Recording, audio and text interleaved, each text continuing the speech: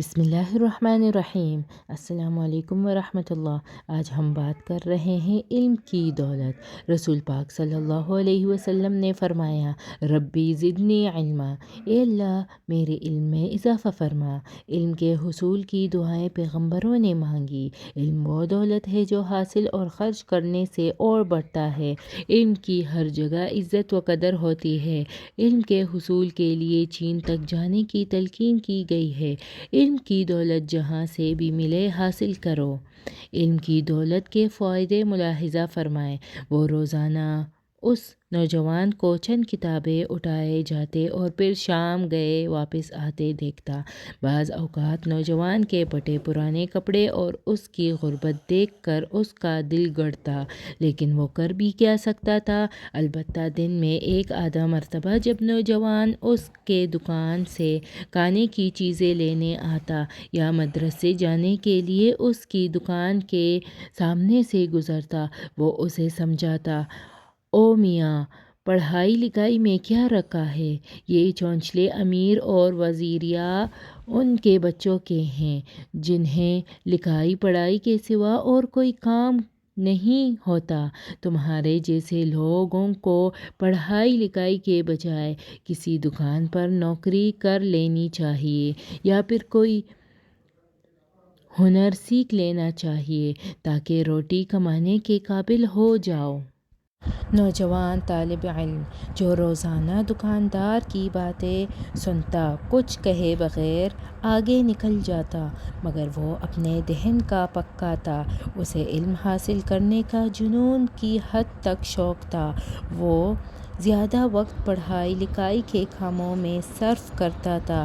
دکاندار کو طالب علم کے اس رویے پر بعض اوقات غصہ آ جاتا۔ وہ کہتا، برخوردار، کیوں خواہ مخواہ اپنا وقت ضائع کرتے ہو؟ لاؤ اپنی کتابیں مجھے دے دو، میں ان میں سودا باندھ کر گاہکوں کو دوں گا۔ تم کوئی ہنر سیکھ لو تاکہ کام کے آدمی بن سکو۔ آخر کب تک ان پھٹے پرانے کپڑوں میں گزر بسر کرو گے؟ طالب علم حسب معمول اس کی باتوں پر مسکراتا ہوا مدرسے کی طرف چل دیتا۔ ایک دن دکاندار دکان پر بیٹھا لوگوں کو سودا سلف دے رہا تھا کہ یکایک اس کی نظر گھڑ سواروں پر پڑی جو اس کے دکان کے سامنے سے گزر رہے تھے۔ ارے یہ تو امیر بصری کے سپاہی ہیں، وہ اپنے آپ سے باتیں کرتا ہوا بولا۔ گھڑ سوار محلے میں پہنچ کر ایک مکان کے سامنے رک گئے۔ وہ سب گھوڑوں سے اتر پڑے۔ امیر آگے بڑھا۔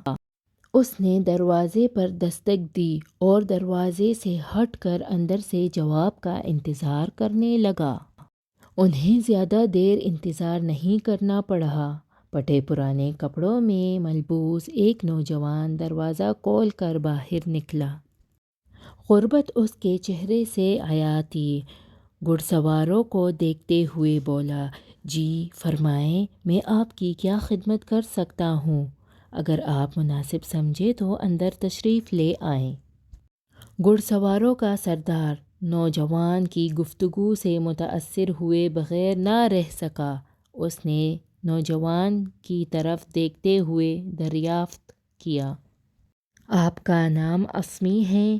جی ہاں، میرا نام اسمی ہے۔ فرمائیں، کیا آپ کو مجھ سے کوئی کام ہے؟ جی ہاں، ہمیں آپ سے ہی ملنا ہے۔ ہم امیر بصری محمد بن سلیمان کا پیغام لے کر پہنچے ہیں۔ وہ آپ سے ملنا چاہتا ہے۔ امیر بصری کو مجھ سے کیا کام ہے؟ میں تو انہیں جانتا بھی نہیں۔ وہ امیر اور میں فقیر، انہیں مجھ سے کیسے کام پڑ سکتا ہے؟ جناب، شاید آپ کو غلط فہمی ہوئی ہے۔ امیر بصری نے کسی اور شخص کو طلب کیا ہوگا۔ اسمی نے بے فکری سے جواب دیتے ہوئے کہا۔ گھڑ سواروں کا امیر کہنے لگا، نہیں، بالکل قطعی کوئی غلط فہمی نہیں ہوئی، امیر نے آپ ہی کو طلب فرمایا ہے۔ نوجوان نے مخاطب کے چہرے کی طرف دیکھتے ہوئے فرمایا، آپ میری حالت دیکھ رہے ہیں، میرے پاس ان پھٹے پرانے کپڑوں کے سوا کچھ بھی نہیں ہے، اس حالت میں مجھے امیر کے سامنے جاتے ہوئے شرم آتی ہے۔ گھڑ سوار نوجوان اسمی کی یہ بات سن کر اپنے اپنے گھوڑوں پر سوار ہوئے اور جدھر سے آئے تھے اسی طرف کو واپس چلے گئے۔ تھوڑی دیر بعد جب دوبارہ آئے تو قیمتی لباس، عطر اور 1000 دینار کی تیلی ان کے ساتھ تھی۔ تمام چیزیں انہوں نے نوجوان کے حوالے کرتے ہوئے کہا، جناب آپ تیار ہو کر جس قدر جلدی ممکن ہو امیر کی خدمت میں حاضر ہو جائیں۔ نوجوان اسمی جب تیار ہو کر امیر بصری کے محل کی طرف روانہ ہوا تو وہ دکاندار موجود نہیں تھا، ورنہ وہ حیرت سے اس کی بدلے ہوئے حالت دیکھتا اور اس سے اچانک تبدیلی کے بارے میں دریافت کرتا۔ اسمی امیر بصری کے محل میں پہنچا تو اسے بے چینی کے عالم میں چہل قدمی کرتے پایا۔ اسے دیکھتے ہی وہ تیر کی طرح اس کی جانب بڑھا۔ آؤ آؤ اسمی، میں تمہارا ہی انتظار کر رہا تھا۔ جی جناب، میں حاضر ہو گیا ہوں، حکم الہی، آپ نے کیسے یاد فرمایا؟ نوجوان اسمی نے ادب سے دریافت کیا۔ امیر محمد بن سلیمان اسے اپنے ساتھ محل میں لے گئے۔ اس کی خاطر تواضع سے فارغ ہونے کے بعد کہنے لگے، نوجوان بات دراصل یہ ہے کہ خلیفہ ہارون الرشید کو اپنے بیٹے محمد امین کی تعلیم و تربیت کے لیے استاذ کی ضرورت تھی۔ انہوں نے اس خدمت کے لیے تمہیں طلب کیا ہے، جتنی جلدی ممکن ہو تم بغداد چلے جاؤ، امیر المؤمنین تمہارے منتظر ہیں۔ اسمی نے ضروری کتب ساتھ لیے۔ جب وہ بغداد کے لیے روانہ ہوا تو امیر محمد بن سلیمان کے دوست اور مصاحب اس کے ہمراہ تھے۔ نوجوان خلیفہ ہارون الرشید کی خدمت میں حاضر ہوا تو وہ اسے دیکھ کر بہت خوش ہوئے اور محل کے دروازے تک اسے لینے گئے۔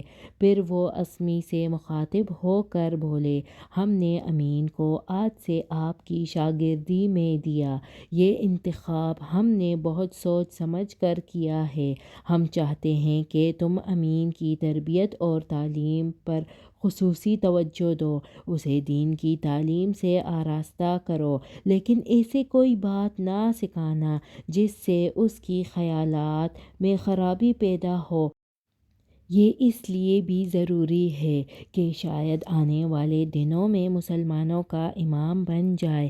خلیفہ ہارون الرشید نے اس کی رہائش کے لیے بغداد میں شاندار بندوبست کرایا اور وہ شہزادے امین کا اتالق تھا۔ دربار میں اسے اہم مقام حاصل تھا۔ خود خلیفہ ہارون الرشید بھی اس کی بہت عزت کرتا۔ ایک دن اسمی بصری واپس گیا تو اس کے آگے پیچھے خادموں کی ایک لمبی قطار تھی۔ وہ اپنے پرانے گھر جانے کے لیے اسی دکاندار کی دکان کے سامنے سے گزرنے لگا جو اسے پڑھنے سے روکا کرتا تھا۔ دکاندار نے دیکھا تو دوڑ کر اس کے گھوڑے کی لگام تھام لی۔ دکاندار کو اس کے گھوڑے کی لگام تھامتے دیکھ کر محافظ ننگے تلواریں لے کر آگے بڑھے، لیکن اسمی نے انہیں ہاتھ کے اشارے سے پیچھے ہٹ جانے کا حکم دیا۔ دکاندار حیران و پریشان اسمی کی طرف دیکھ رہا تھا۔